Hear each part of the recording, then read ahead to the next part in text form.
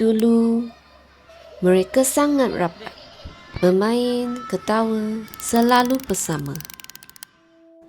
Tapi, bila semakin dewasa, semuanya mula berubah.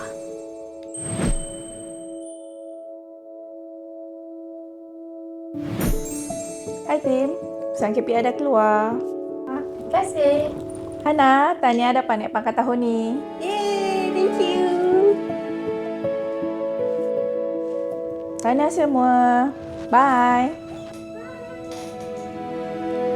Kadang-kadang, persaingan buat mereka lupa siapa keluarga.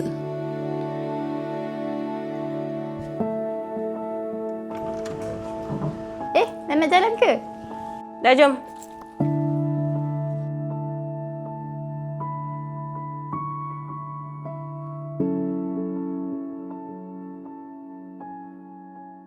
Ni cantik. Cubalah dengar. Ni cantik. Tengok kat sana. Ni, tengok ni nampak cantik.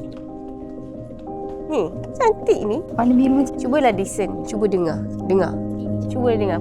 This is the right curtain. Ni juga cantik. Ni lah. Dah. Ni juga cantik. Dah lah. Tak nak lah. Perkara kecil pun boleh jadi masalah besar.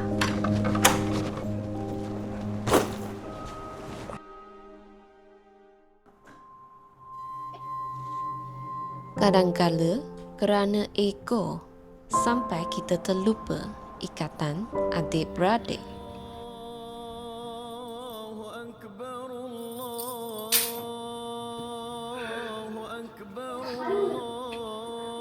Nah, seri untuk kakak.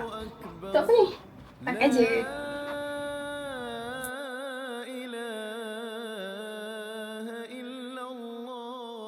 Tapi bila seorang mengalah, Mai raya, mai segala batin. retakan boleh dipulihkan semula. Kak, jangan ambil gambar. Sini. Air dicincang tidak akan putus. Walaupun pernah berjauh hati, akhirnya mereka kembali bersama.